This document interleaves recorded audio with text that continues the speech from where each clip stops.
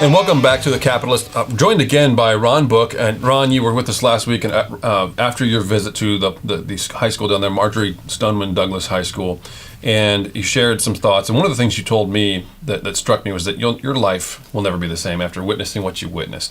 You've got a week now that's gone by, and you've been very active in leading the groups of kids up here and just helping them navigate the legislative process. A lot has happened in that week. More details have come out about the shootings. We've learned that at least one deputy did not go into the school, and there's been a lot of discussion about that and what should have happened, what should not have happened. There's been some rumors of other deputies, but Sheriff Israel has said that's not the case. So we're waiting to have more facts come out on that. Sun Sentinel's reporting that other police departments saw deputies that did not go in. We don't know what those facts are, so I think rushing to judgment would not be a fair thing to do. And I guess the governor has called for an investigation. The legislature wants an investigation. But you're in the middle of this, I would call it a storm, and it's a justified storm in many cases. So give us an update on what you've seen in the past week. You've had all these visits, and you've got a lot of movement going on legislatively. Where do things stand? Well, first of all, I'm remiss. I mean, my daughter, in her role as a senator, having 65-70% of the children that go to Marjorie Stoneman Douglas in her district, virtually all of those who were killed and were injured in her district. It's a district shared by Senator Rader, Representative Moskowitz, Representative Jacobs. But we have clearly been at the forefront of trying to bring families together and people up here to testify. And of course, earlier this week, we had a large group of parents up who have endorsed the plan. The students, the children have endorsed the plan. The plan came out of their committees. The respective committees this week will go to the floor tomorrow. At the end of the day, all of that was positive. I think that, the issues related to whether or not the school resource officer, the SRO, who is an armed deputy, 32-year veteran from the force, did the right thing. Clearly he didn't. He was a coward. He didn't go in.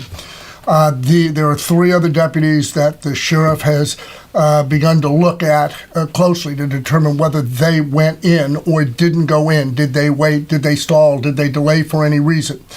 The protocols by law enforcement, as I now fully understand, which I didn't a week ago when we visited, are that they used to have something called the triangle, where you would wait for three other officers so that you could cover front, back, and the sides of a situation. In the post-Sandy Hook, post-Columbine era, the protocols have apparently changed, and law enforcement is supposed to rush in and meet the danger, and that is clearly what Scott Peterson did not do, and what the Coral Springs Police Department have said otherwise. He's not being asked to rush headlong straight into it either. They give him the option. One of the things I read was that you're not to rush if there's only one entrance and there's only and the guy, the guy's pinging bullets on the door. Right. He's not expected to rush into that. That's correct. He's expected to take action though, and he didn't. He failed. He resigned before the sheriff could fire him. The sheriff had suspended him without pay to begin an investigation. The gentleman resigned, I guess, to probably save his pension. I mean, the guy was a decorated officer. I can't speak beyond that. But FDLE has begun, at the governor's encouragement, to do an investigation to determine what worked, what didn't work. Was there something wrong or not? Did somebody say, don't go into the other deputies? Did they hold them outside, thus leaving those children in peril? We don't know. Hopefully the investigation will tell us that. But here's what I will say. I know Sheriff Israel, and I know him well, and I know him to be a good law enforcement officer, and I know that he will hold people accountable if they didn't act the right way. What I know is Sheriff Israel is a law enforcement officer with a decorated past. What I know is that he's a good sheriff, and he meets the community needs. And what I would hope is if there's going to be a look-see, that it's a swift and quick, so that we are not, leaving a cloud out there in what is otherwise an important period in Broward County. Yeah, there's a lot of political activity around what happened, and that's natural. It's always going to happen.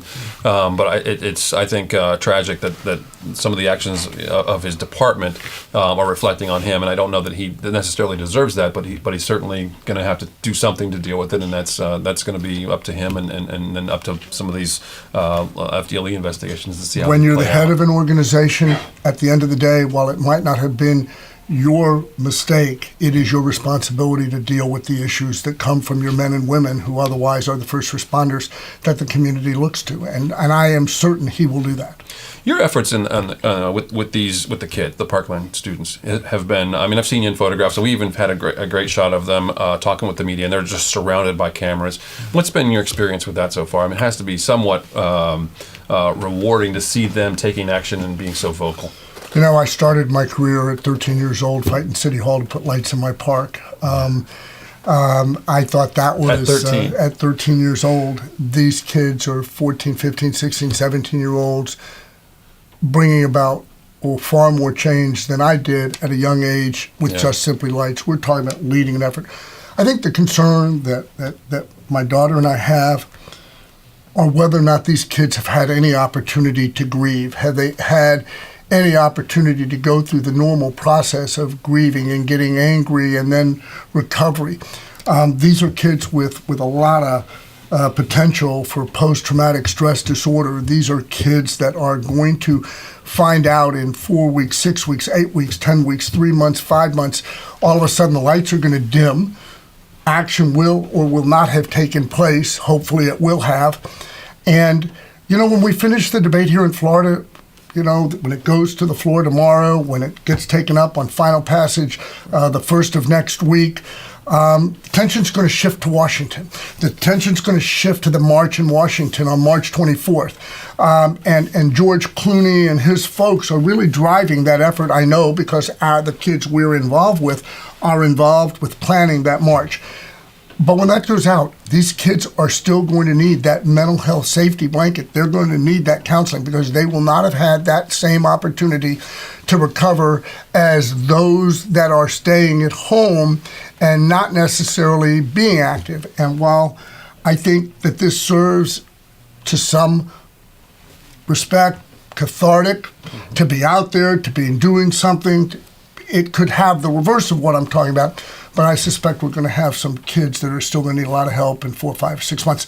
And the legislation provides that. That mental health piece in the bill provides that. And we're going to talk a little bit about that and some of the moves we expect in the coming weeks when Katie Webb joins us here in just a moment after this break. We'll be right back.